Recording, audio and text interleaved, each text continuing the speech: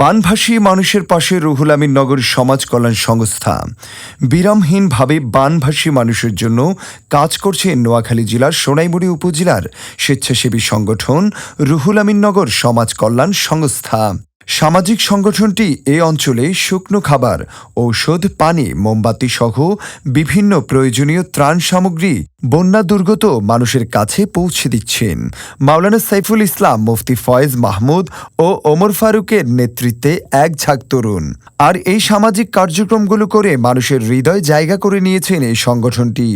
ঢাকাসহ বাংলাদেশের বিভিন্ন জায়গায় সামাজিক সংগঠনগুলোর সাথে যোগাযোগ করে তাদের সহযোগিতা নিয়ে মানুষের পাশে দাঁড়াচ্ছেন। এ ব্যাপারে মুফতি ফয়েজ মাহমুদ বলেন, রুহুল আমিন নগর সমাজ কল্যাণ সংস্থা আজকে প্রায় অনেক দিন থেকে মানুষের দ্বারে দ্বারে গিয়ে খাদ্য সামগ্রী উপহার হিসেবে পৌঁছে দিচ্ছেন। আমাদের এক ঝাঁক কর্মী বাহিনী বিভিন্ন সেক্টরে কাজ করে, অনেকে অসুস্থ হয়ে পড়েছেন কাজ করতে করতে। তো আসলে আমরা চাচ্ছি যে মানুষের ধারে ধারে গিয়ে মানুষের খাদ্য পৌঁছে দিতে। যে অঞ্চলগুলোতে যে জায়গাগুলোতে মানুষ আটকে পড়েছে, যেতে পারে না, সেগুলোতে আমরা খাদ্য পৌঁছে দিচ্ছি। বিশেষ করে আমাদের রুহুল আমিন নগরের দক্ষিণ পাশে চৌরাস্তার আশপাশে অনেক বাড়িতে এখনও পর্যন্ত খাদ্য সামগ্রী পৌঁছেনি, সেগুলোতে আমরা যাচ্ছি।